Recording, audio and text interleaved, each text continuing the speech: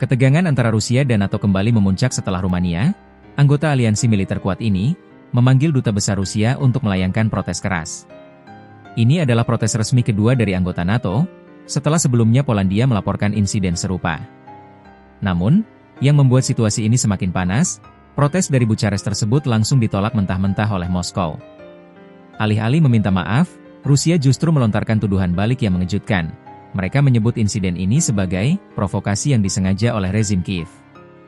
Dalam video ini, kita akan bedah insiden drone di wilayah udara Rumania dan perang narasi diplomatik yang terjadi. Apa arti tuduhan balik Rusia ini bagi persatuan NATO dan masa depan konflik di Eropa? Insiden yang memicu protes ini terjadi pada Sabtu 13 September tengah malam.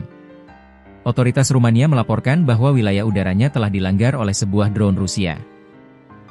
Segera setelah deteksi, 2 jet tempur F-16 milik Rumania dikerahkan dan berhasil melacak pergerakan drone tersebut hingga menghilang dari radar. Meskipun Kementerian Pertahanan Rumania menyatakan drone itu tidak terbang di atas wilayah padat penduduk dan tidak menimbulkan ancaman langsung, pelanggaran kedaulatan ini tidak bisa dianggap remeh. Menteri Luar Negeri Rumania, OAN atau EU, mengambil langkah tegas dengan memanggil Duta Besar Rusia, Vladimir Lipayev. Kepada Duta Besar Lipayev, Toyu menyampaikan protes keras terhadap aksi yang tidak dapat diterima dan tidak bertanggung jawab, yang merupakan pelanggaran kedaulatan.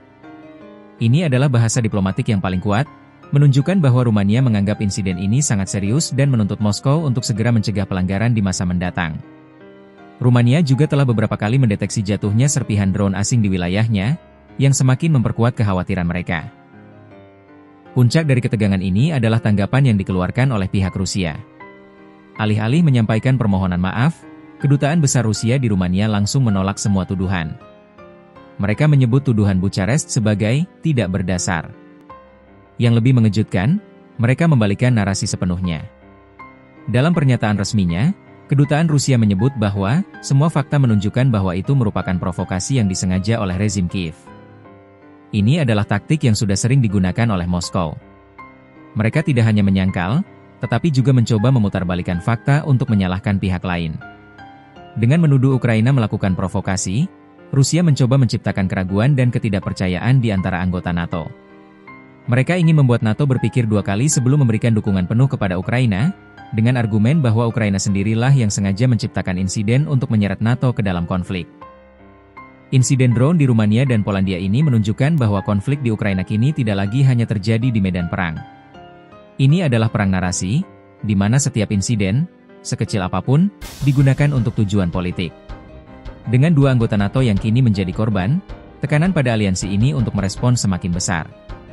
Apakah NATO akan menanggapi tuduhan Rusia secara langsung dan mengambil langkah yang lebih tegas, ataukah akan terus terjebak dalam perang narasi yang bisa melemahkan persatuan mereka? Di tengah saling tuding ini, apakah NATO akan mengambil langkah yang lebih tegas, ataukah akan terus terjebak dalam perang narasi?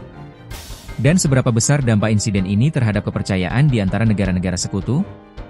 Sampaikan pendapat Anda di kolom komentar.